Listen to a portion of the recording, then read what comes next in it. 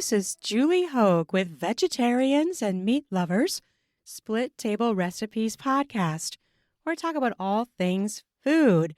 I have an amazing guest today, Amy Reiley. Oh, I'm so excited to share Amy with you guys. Amy Reiley is best known as an author on Aphrodisiac foods, but she is also a speaker, cookbook author, and consultant, as well as a freelance wine writer and wine competition judge. Ooh, I love all those topics.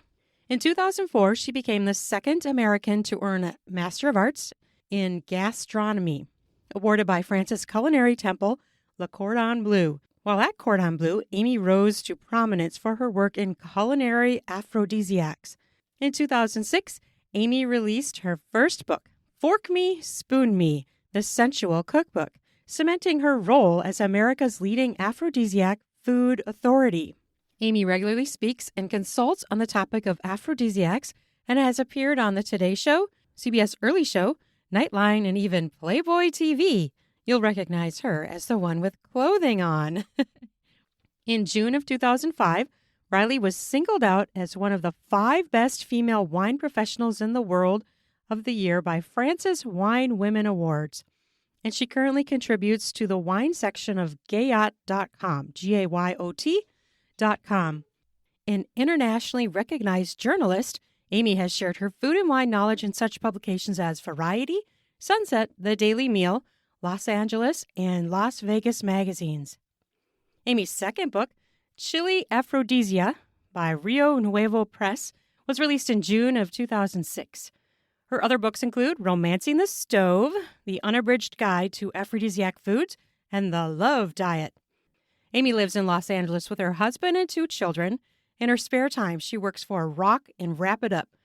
As a sustainability coordinator, she helps film and television studios, including Universal, Netflix, and Warner Media, donate leftover catering to those in need rather than let it go in the trash. These food recovery efforts give her a broad perspective on the social and environmental impact of the food industry. Oh, that is so important. And I am so glad to hear that that is a thing that happens. What a wonderful thing. Why waste that food? Exactly.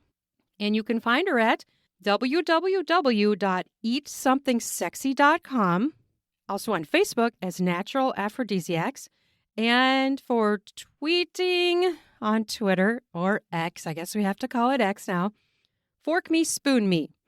And her recipes are on Pinterest at Fork Me, Spoon Me. I found her on Pinterest myself. So she has amazing things there. You are going to love what she has to say.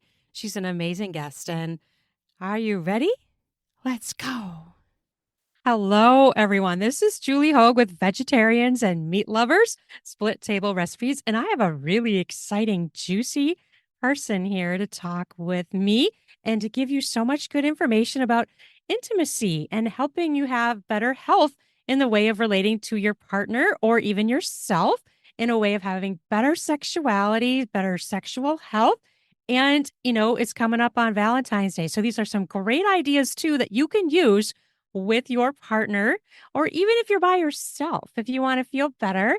These are some tools and some tips that you can use to have better intimacy with others and yourself. And it's just so much good information. I'm so excited to welcome Amy Reiley to the podcast. She is a writer, an editor, and an aphrodisiac foods expert. She has multiple cookbooks out there that have the best names ever. And she also has a program for men and a website. So welcome, Amy. I'm so excited to talk with you. Hi, thanks for having me. You have quite an amazing set of books. Now, I am just really excited for people to hear these names because people who listen to this podcast, they like food, they like cooking. Will you tell us about your cookbooks? Oh, sure. So my very first book was called Fork Me, Spoon Me, The Sensual Cookbook. And I'm pretty sure I sold a lot of copies just based on the title. Oh, I bet. And then I came back with Romancing the Stove as my second book, which obviously is all about romance and couples and things like that. And then I did a book called Eat Cake Naked, which it was kind of an experiment for me because it's an ebook only. And I wrote it with a woman who has a PhD in nutrition. It's all desserts, but they're desserts that have some kind of element that's good for your sexual health. Nice. That's perfect. Two fun topics together, right? Exactly. Well, what are two things that, we all have to do? We have to procreate, right? And Yeah, we have to eat every day. So why not put them together and make the whole thing even more fun? absolutely. And just to have it be, somehow promoted is something that, we can do for ourselves, right? We can do Right. in our food choices. Yes, absolutely. Uh, so yeah, so I do a lot of work. I do a lot of work and a lot of talking about to people about, planning like a romantic meal, planning the Mm. ultimate Valentine's Day, how to have a Valentine's Day at home, or how to, shower someone with love through food, that kind of thing.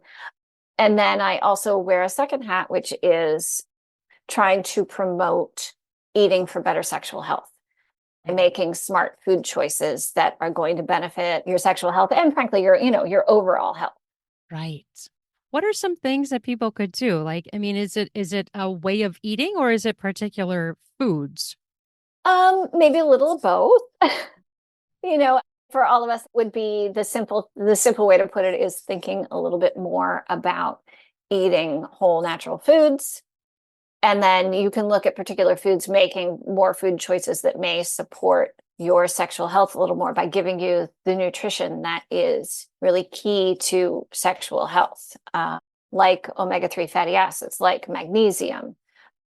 So there are a lot of nutrients that we need for sexual health. And also sometimes I find people are interested in learning about the nutrition for beauty. Oh, yeah. Because if you look good, you may feel more sexy. That's true.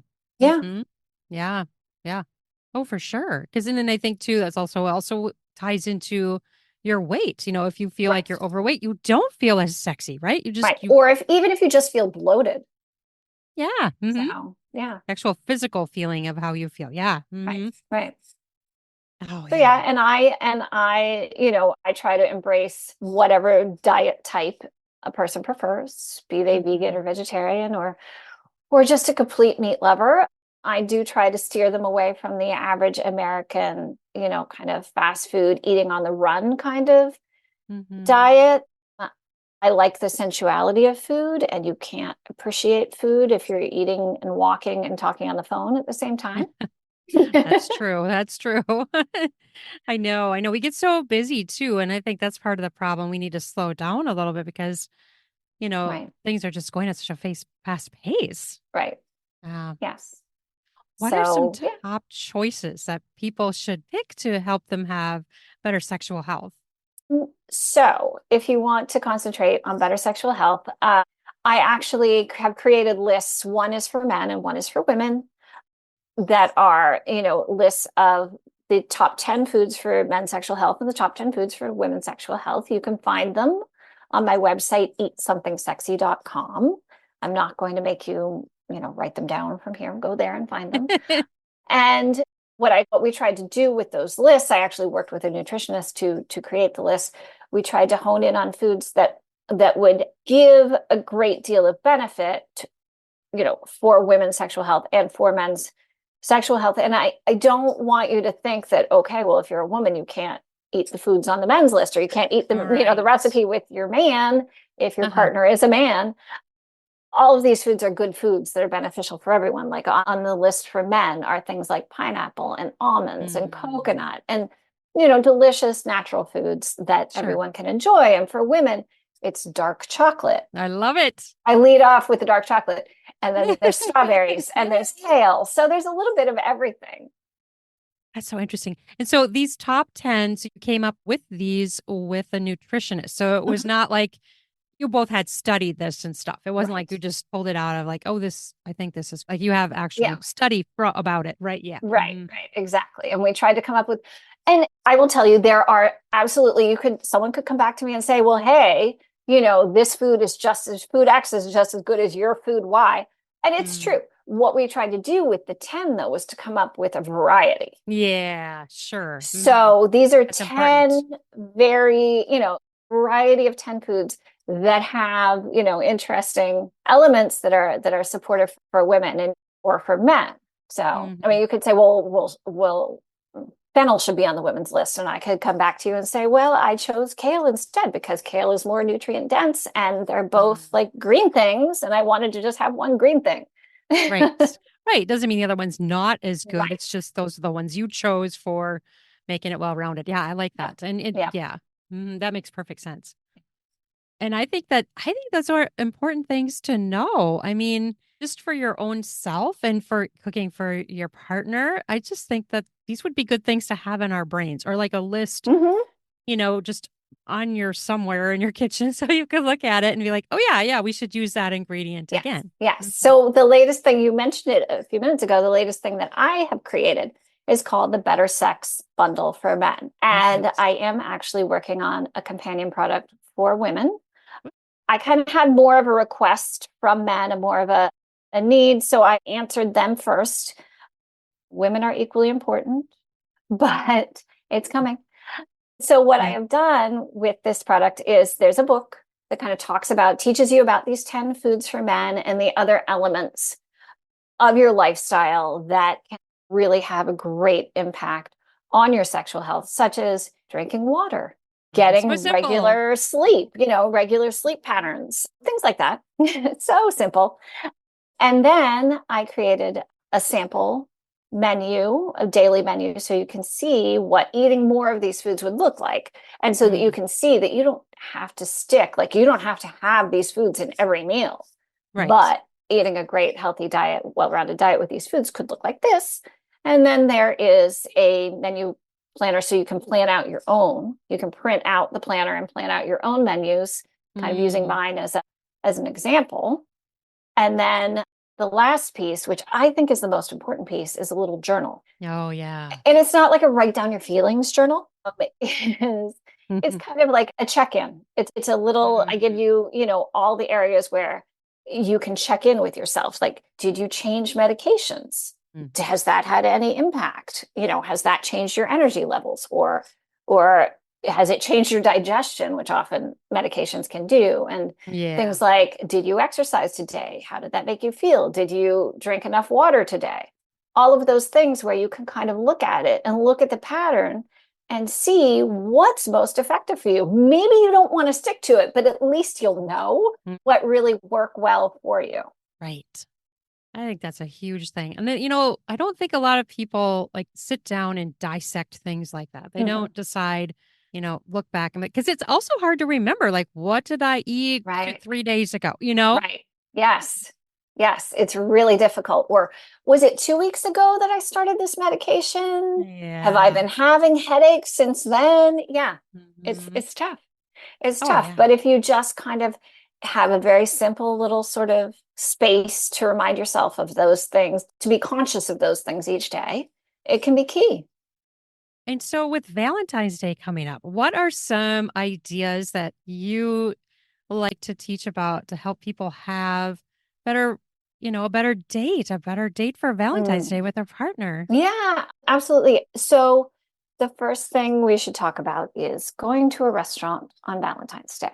Now, I have over the years worked with many, many chefs on planning Valentine's menus, and many chefs put in the effort to create a phenomenal, memorable meal for Valentine's Day. However, it's like one of the two most popular days for restaurants of the year. No, I bet. So if you do not enjoy spending your intimate time with your romantic partner in a crowd, then Valentine's Day is a really great day to stay home.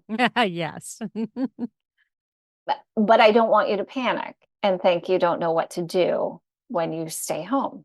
If you are not comfortable with cooking, an option is always to pick up takeout. Sure. But you're going to make this an occasion, okay? You're not going to serve the food in those cartons. You're going to plate it. You're going to create a beautiful meal. You're going to have the lighting that goes with it. You're going to figure out what music would would evoke romance for both you and your partner. You're going to think about something to drink that could help spark that romance. Does your partner have a favorite wine? Or Right. it doesn't even have to be a specific wine, but a favorite wine style. Sure. Or it doesn't have to be alcohol. Is there, look up, find a recipe for a mocktail with ingredients that you both love. Do you like pomegranate? Maybe you can just do something as simple as like a pomegranate spritzer with pomegranate juice and sparkling water. Right. But create this whole scene, create a feeling, create something special at home. And then if you really want to have that romantic dinner in a restaurant, I know a lot of places do celebrate all of February as a romance month. Find some Okay. place that's doing that romantic dinner all month long. Nice And idea. yeah, go on another night and enjoy a much more intimate, less rushed, more calm restaurant experience. I like that. And then you could make your meal at home, like you said, whether you do takeout Mhm. or, make something and maybe use some of the ingredients Right, that are good for people, good for the right. men and for their intimate, their sexual health. So in my book, Romancing the Stove, one of the things that I did was I divided the book by sort of what was your romantic goal? Do you want to like have like a romantic staycation weekend? And it was like all these recipes for, staycation weekend. And Oh, then there's a fun. section on that, that seduce someone meal. And Oh, for that, nice. I chose ingredients that have an immediate effect on the body. So, for example, Ooh, coffee. Coffee is a phenomenal aphrodisiac is because it obviously really? the caffeine, obviously it gives you that spark of energy. So you're at the end Yeah. of your meal, you've been at work all day, you're tired. Just a little coffee, just, a little espresso, because Huh. if your plan is to go do the horizontal lambada afterward, Uh-huh. you you need a little extra energy at this point. You're not going straight to sleep, so it's okay. Right. But the other thing about coffee is it's a mood elevator. It puts you in a good mood. Oh, I did not know this. So it makes you feel a little more awake and you're in a good mood at the end of a meal. It's kind of a great thing if romance is what you have on your mind. So some of the other ingredients, chili peppers, actually Mm. raise your body temperature. Oh. They also make your tongue tingle a little. They make your lips plump. They actually irritate your skin, but they Oh. in doing so, they make your lips plump up. You look a little more kissable, and they can make your cheeks flush. Oh, The sure. funny thing about that is it's been studied psychologically that when you're looking at someone you're attracted to and their cheeks are flushed, it kind of equates in your mind to a sexual flush, and you get turned Oh, on a little bit by sure. That looking at makes this sense. person across the table. So yeah, so I have, created some recipes with specifically with these kind of romance goals in mind. Nice. And, so Wow. that's something you can think about if you really like to cook. I just didn't want people to feel like forced to cook. Um, Right. the other thing to think about is if you're going to plan a meal to cook is to think about making it simple, Mm. keeping the whole thing as simple as possible. And not because, you don't trust yourself as a chef, but because it's supposed to be an evening about someone else. It's supposed to be about your relationship. It is not supposed to Right. be about your cooking ability. You don't want to expend all of your energy on making this meal. You also don't want to spend hours making it and then you're tired afterward and the kitchen looks like a bomb exploded. And this is not, that can be Yeah, fun. then There you're are days when it's right. awesome, but that's Mhm. this not what Valentine's Day is about. Right. You don't want to have all that cleanup either. I think that's Yeah. kind of a drag down. If you have this huge amount of pile of dishes to do Right. from your making the meal. Yeah. You want it Yeah. to be minimal. You want it to be the minimal kind of thing where you can just go, oh, I'll leave it till tomorrow. And, in Mhm. the morning, you're not overwhelmed by piles of dishes. Yeah. Right, right. Right. And I like the idea that you have some examples because, like, sometimes, I love to go on Pinterest, which I know you're on Pinterest Hmm. and find things, but sometimes it's kind of nice to know, like, you might search on Pinterest, but to have like a book like yours and be like, Right. it's geared towards This is intimacy, the, improving intimacy. I'm like, okay, yes, it's more finite and it's easier right. to be like, to look through them and be like, oh no, that looks good. Let's do this one. Let's do that one. And it's just kind of more given to you in a package, sort of like, right? Yes, yes, Mhm. yes. There are times when, flicking through Pinterest is amazing, but it's also Mhm. overwhelming. And Yeah. if you have something specific, you have a specific idea in mind, I much prefer cookbooks that will direct you kind of to exactly where you want to be. And a lot of people, I mean, I love the Pinterest thing, but a lot of people do actually like to have a cookbook open on the counter. I do. I actually do. And I feel like dirtier and more stained it is, the better. It shows this book has been loved and it It's is true. successful. And actually got out one of my own books to make a recipe recently, and the pages were stuck together. I was like, wow. Ah. Wow, I really enjoyed this book last time. I don't know what I did. As long But as they don't rip when you pry them apart, right? that is the mark of a good cookbook when That's you true. gotta That's pry the pages apart. That makes me think of like some of these recipe cards that I still have that were like my Mm, mom's and my mm, grandma's, and they are stained and yellowed and brown marks and stuff. And but I still use them all the time. yes. Like, especially at Christmas time, I'm using my grandma and my mom's cookies and, just the yummy treats and how true that is. How Yeah. they show the wear and that I've used them over and over and over and over again. Yes. Yes. You never want to have like a pristine cookbook. That's just kind of depressing. That looks unused, right? It looks Yeah. unused. Yeah. Yeah. Because you are sloppy. Like I've done that too, but I'm kind of like mad at myself, like slop something on the Oh, page. Like, dang it, I'm wrecking the book. But you're right. It shows it's been loved and used. no. I have to admit though, I now have a tablet in my kitchen that like hangs down. I can flip it up Oh, under the counter or it hangs down so that I can kind nice. of look at recipes and not splash, like don't not worry about splashing my computer or something. So Oh, that's yeah. nice. You have it like mounted up there. I do. I Oh, that's a great idea. I like that. do. That's what you just need to have a charger plug nearby so you can just charge it and leave it in spot, right? Well, it plugs in. So it's Oh, mounted to like a charger with a speaker. So I oh, can play that's music from cool. it or television or whatever, and I can put my recipes up there. It's very fun. Very functional. I like that. Yeah. And where can people find your cookbooks? So let's see. Well, my books are sold everywhere books are sold. The easiest way probably is to go to Amazon. You can find I have an author page on Amazon. So Okay. that's an easy way.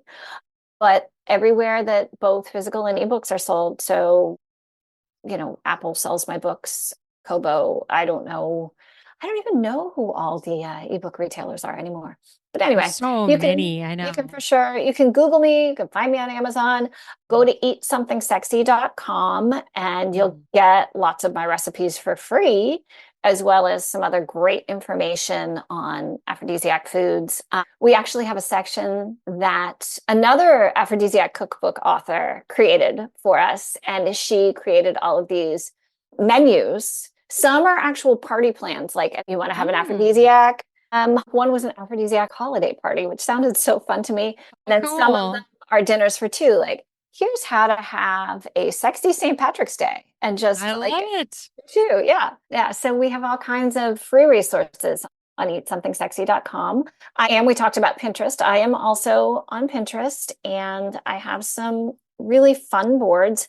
I have a few that are geared I have one that's specifically aphrodisiac foods and one that's specifically Valentine's Day, in fact. Ooh. And then I have a bunch of general boards too that have all kinds of tasty things that inspire me. Some are mine, some are other people's. Yeah. And then on Pinterest, you're fork me, spoon me, right? Yes. Yes. Because I it's wrote that it's down in my easier notes. to spell than Amy Reiley, which is an odd spelling. Right. Uh, Yes. and people remember it. Fork me, spoon me. Because it's funny, right? And it's Right. fun. Right. And it's going to stick in your brain. Yeah, for sure. Totally. That's really cool. So, Yeah. what are some other things that you think are important for people to do when they're choosing foods to have better sex or better intimacy with their partner? Are there other things that they could do? Okay. So the first thing is you have to think about your partner. Think about their likes, their dislikes. Do not go to like my list of aphrodisiac foods and go, this is supposed to be, an amazing aphrodisiac. Say, for example, honey. Mm. I know a lot of people who actually can't stand honey. Oh, sure. So do not go this. Honey is amazing. By the way, honey has an incredible both history as well as a wealth of research proving that it is definitely an aphrodisiac and quite beneficial. Mm. But yeah, if your partner's not a honey person, Right. don't plan that. Or oysters. That's the one I always. Oh, yeah, Oysters, oysters. Yeah. yeah, Mhm. yeah. Oysters, I mean, it's kind of the aphrodisiac cliche, but they really are good for your sexual health. They really are an aphrodisiac for a variety of reasons. Go to my website and find out why. You'll be surprised, actually. You'll actually be quite surprised. There are some things in there you are not expecting at all. Anyway, so many people can't stand oysters. All right. So to plan, I wouldn't eat them, right? yeah, especially if you're like, this is a new relationship and you want to have like a really romantic evening. If you're not sure, if you don't know how they feel about oysters, don't do it. Because I'm the kind of person, if I showed up and someone planned this tower of raw seafood for me, even if I could, I do actually like oysters, but even if I couldn't stand oysters, I would just sit there and eat them and not tell them because I didn't want them to feel bad and it would be awful. Right. It would be awful, but I would do it. And you don't want that. Not a good first choice. No, no I don't think so. Yeah. That's a good point, though. You do have to consider it. I mean, you're not going to just make something that just because it's, beneficial to sexual health, people do. Unfortunately, people do. They do make that. And it's the first and most important ingredient is what the person likes. Yeah. The ingredient is knowing that person's likes. There it is. Ingredient number one. Right. You don't want them to be like, like people don't like broccoli and they feel like they have to eat it. They're like, oh, I have to eat this. Already it's unpleasant. Yeah, completely. Yeah, don't give me peas. Please don't give me peas. It's supposed to be fun. This is supposed to be romantic and enjoyable, not exactly. Not like a chore, right? That's like a chore. Yeah. It really is. Or like if you gave me prosciutto wrapped cantaloupe because you thought it was a sexy food, I would be so depressed. But for someone who loves cantaloupe, it could be because it's something you could feed to them. It's simple to make. You could feed it to them. It could be wonderful. It could be a brilliant thing. Just not for me. Please don't. I just realized we forgot to talk about what brought you to doing what you're doing. Like, what's your background in your education and your work experience that has brought you to this point? Oh my goodness, we really did just jump right in, didn't we? Did jump in. Usually you get the soft intro and so let's see. So I have been studying aphrodisiacs for close to 20 years.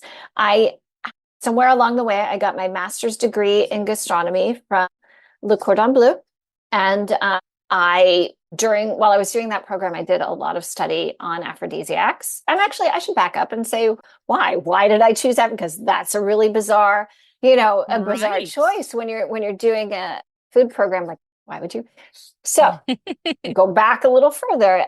And I was in my early 20s. I got really sick, and I did not know why. The doctors they were like, well, you seem to have a mold allergy, and like allergy shots weren't helping. And I was like, well, this is not helping. I mean, I got sick to the point where I lost more than 20 pounds. Wow. And I was thin to begin with. I was like 5'8" and 90 pounds. Wow. Oh, yeah. You were really thin. I was pretty alarmed. And so I started going to some like naturopaths and doctors who kind of practiced Eastern and Western healing. And anyway, I went to two different doctors who basically told me I needed to drastically change my diet. They diagnosed me finally properly with, yes, I did have a severe mold allergy, but I also had a systemic yeast infection. Wow. Which means it was like lining of my entire my whole digestive system was just screwed up, and I wasn't digesting food properly. And so I had to go on this really very neutral diet that would get that, stop feeding the yeast. Yep. And so, nothing with sugar, nothing fermented. I mean, there was very little I could eat. And after, I forget how many weeks, it was for several weeks, and then you start introducing foods again. Like I remember how excited I was to eat a green apple.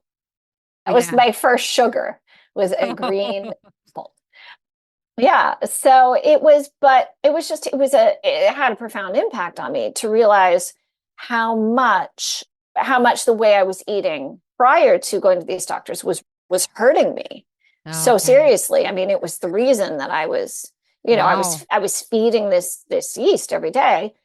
It was really hurting me. And then how quickly changing that healed me. And I just became really interested in the nutrition side of food. And I have had a lifelong interest in folklore and Greek mythology.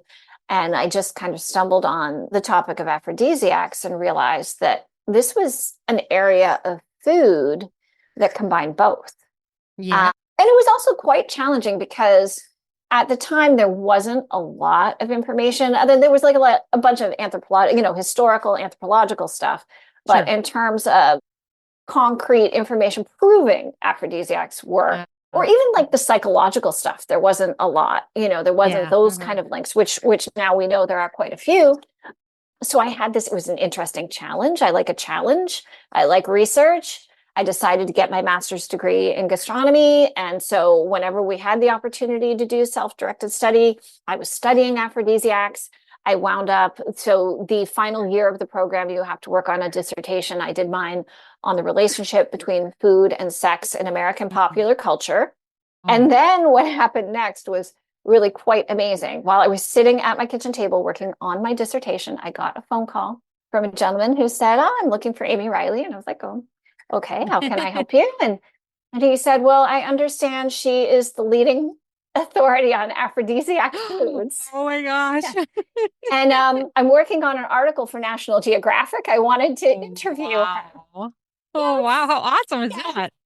And I was like, oh, that's me. That's totally me. Wow, that's really cool. So you like found a niche that wasn't very Yeah. exploited or advertised or explored. I mean, one article in National Geographic pretty much solidifies a career. Yes, that's You know, fantastic. yeah. I just went on from there. That is really cool. And it's just really fun that it was a kind of a hole in the knowledge and in the Yeah. market for people to know. So Right. yeah, that's fun. Right. And your interests, and it fits your interests. Yeah, it completely Ideal. fits my interests. Yes. Yes. Well, So it sounds like a perfect path. it really is. And for me, it's really exciting. Well, I love the history part and talking about it to people and, oh, here's how to plan a Valentine's Day. And that's all, very sweet and lovely. But the fact that I can also help people to make better, smarter, healthier food choices, that I may be able to help people, actually have better health and greater longevity, live a more full life because they're discovering how to eat well. And if they're doing it because they want better sex, whatever, they're Right. still doing it. And to me, that's a really exciting part of my job and my platform and my life. And it's important. I think, for your health and for your sex life, it's important to be able to do that and that we should all be doing that.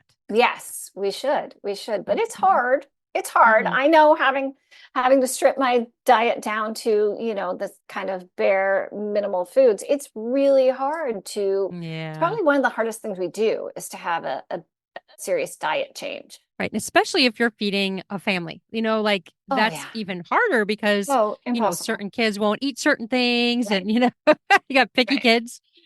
Yes, my diet has gone completely downhill once my children discovered the word no. Right. Yeah. Yeah. Tonight we'll be eating grilled cheese on whole wheat, but we'll be eating grilled cheese. Yeah. Yeah.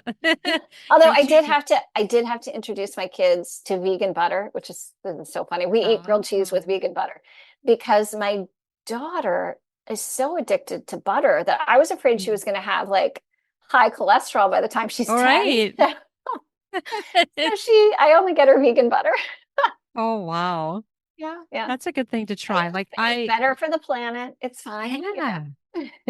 I guess I've been, even though I'm a vegetarian, I've been kind of afraid to try a vegan butter on grilled cheese because I didn't think it would work well. Yeah, Like totally. it works I good, mean, huh? you can use anything that's kind of oily. Anything. I mean, when I've run out of butter, I've used mayonnaise to make them, which Oh, obviously isn't sure. going to work for a vegan. But No. but yeah, no, you can. Yeah, anything that's kind of an oil base. You could even brush it with coconut oil if you wanted to. Hmm. Yeah. I just had a weird thought pop in my head. Where do eggs lay or Well, lie in the whole relating to sexual health? Is there yeah. any connection? Symbol of fertility.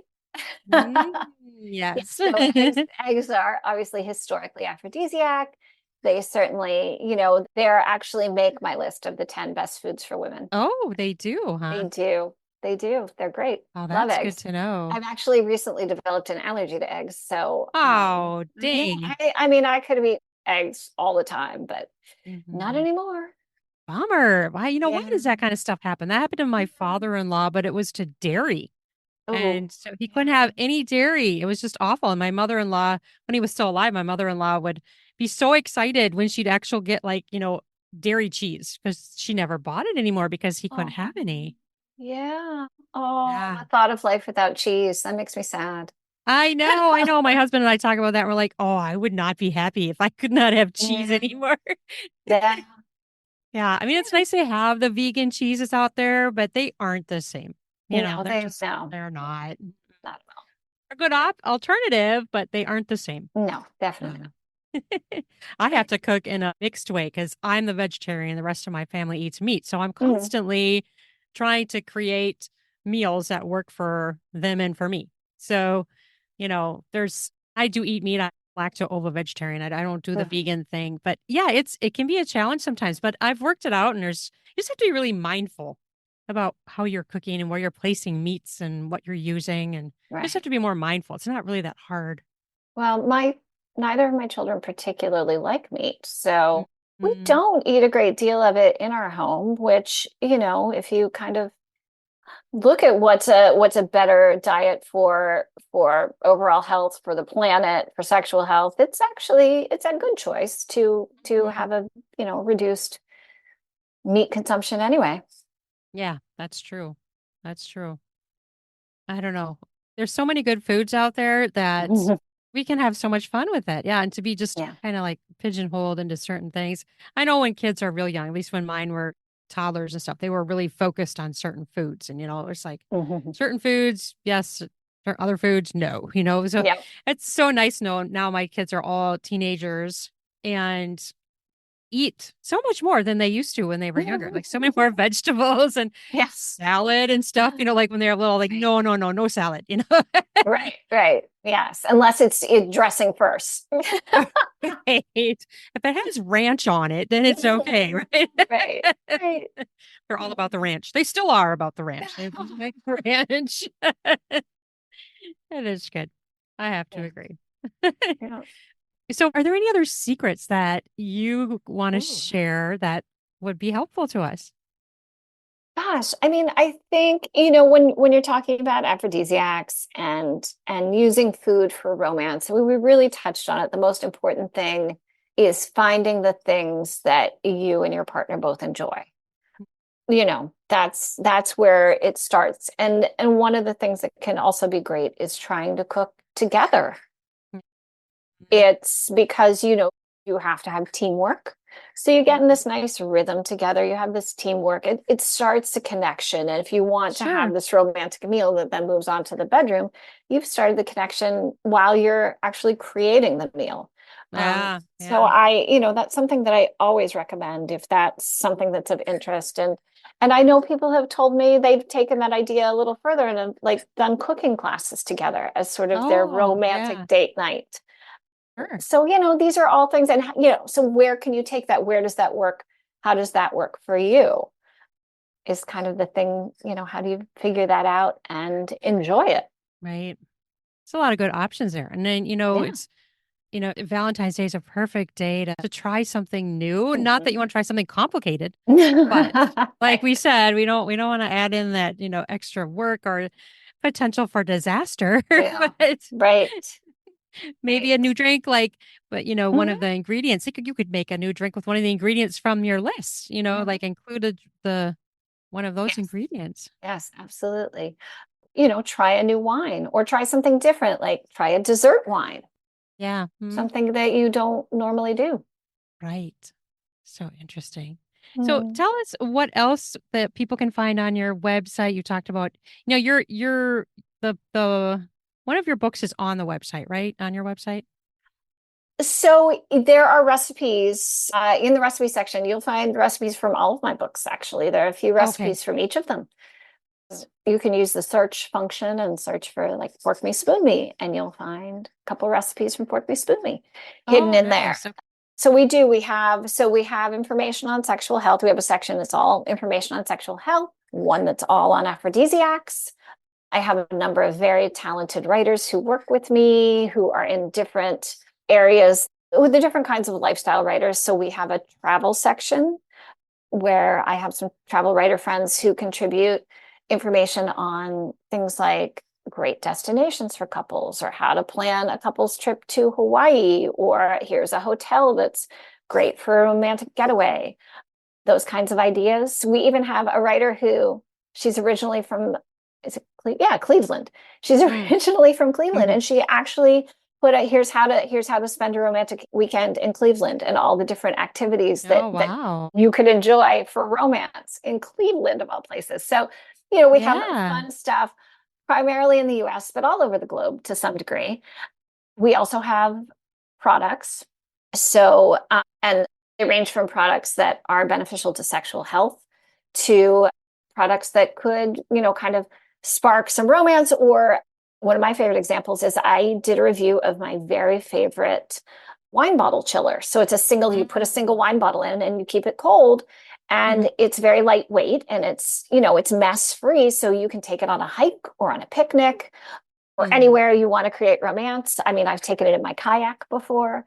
Wow. So yeah. So, however you can use it. So we have different products like that may, that have a function that may serve your romantic life a little. And then we, of course, have information on wine. I think we mentioned earlier that I started out actually as a wine writer and wine critic, and I do still write occasionally on wine. So we have some really fun information there on wine, and some stuff on spirits. We have really great cocktail recipes. That's one of the most popular sections of our site, is our cocktail recipes, actually. Oh yeah, because you can enjoy it so much. It's like right. It's a mood setter and enjoyment. It's sit down and sip and drink and talk and hang out kind of a thing. Yes. And then I mentioned already, one of the greatest, like especially if you're planning something like Valentine's Day, one of the best sections is Diane Brown, who wrote the Seduction Cookbook, created all of these menus and party plans. And she goes into things like, here's some music that would match with the mood of this, this menu, and things like that. So we have a lot of really fun content. Oh, that sounds awesome. That's totally amazing. Well, I think what you do is amazing. And I think it's just great to have it out there. And it's just very focused on, intimacy and relationships and sexual health and just overall health, which they're all tied together, really. Yeah, definitely. Yes. I mean, everything that you're doing for your sexual health is going to benefit your whole lifestyle. And that includes, the intimacy with your partner. Creating those moments of intimacy are really going to be beneficial to your overall health. Yeah. And just to have that leads to a more fulfilling life and relationship. I feel like it, if it's not there, you're missing out. You're not living it to the full max. And that's sad. Yeah. So go find some romance. Exactly. Well, everyone can check down in the podcast show notes. There'll be links to all of Amy's books and her website. And you can look for her on Pinterest or Fork Me, Spoon Me. That's fun to say. Is there anything else you would like to add?